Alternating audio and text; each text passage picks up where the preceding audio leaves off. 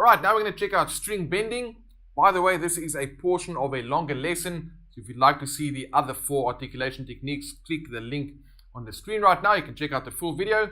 Or if you just want to work on your string bending, you are in the right place.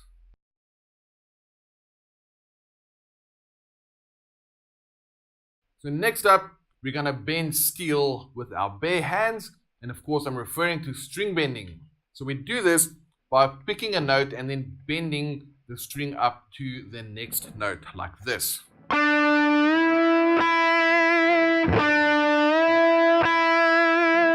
I pick the note and then I bend the string up. So make sure that when you're playing bends on the guitar that you get your other fingers to support the string or the finger that's actually doing the bending.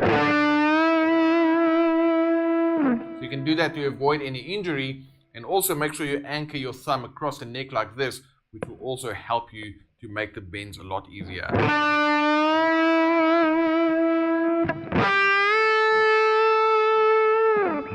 Now again, from the rhythmic perspective, you have the same 2 options that we looked at for hammer-ons, pull-offs, and slides. The first one is where we have a bend in time, and the second one is a grace note. So a bend in time will sound like this.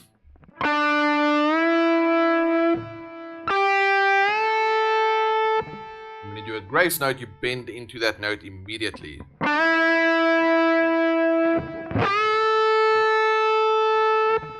So let's contrast those 2 types of bend together right now.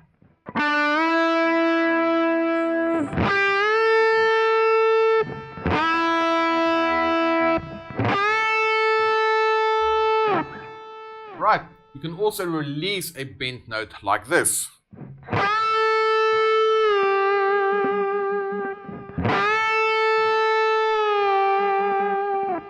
Something else that's fun is you can actually pre-pick that bent note and then you release it.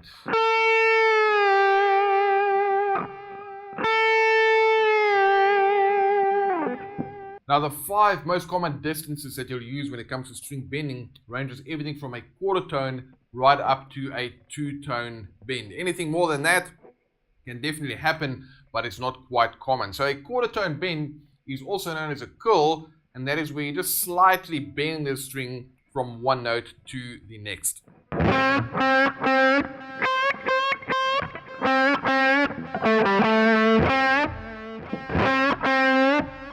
Alright, so you're not actually bending into another note, because if we look at a piano, that note I'm bending into does not exist on the piano. It's kind of hiding in between a white and a black note. So that is literally just what's known as a curl, which is a quarter tone bend. Then we have a semitone bend, which will cover 1 fret.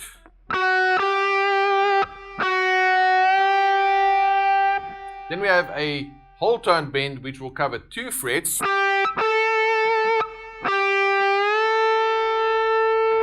Then we have a minor third bend, which will be covering the distance of 3 frets.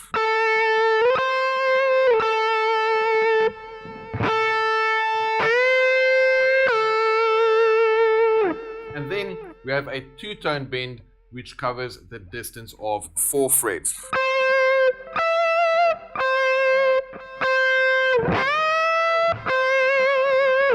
Now when bending strings, make sure you pay close attention to the tuning of your bends, because nothing sounds quite as bad as an out of tune bend. So one way you can do that is to play the note you're bending from, then play the note you're bending into, and then play the bend, and then play the note again.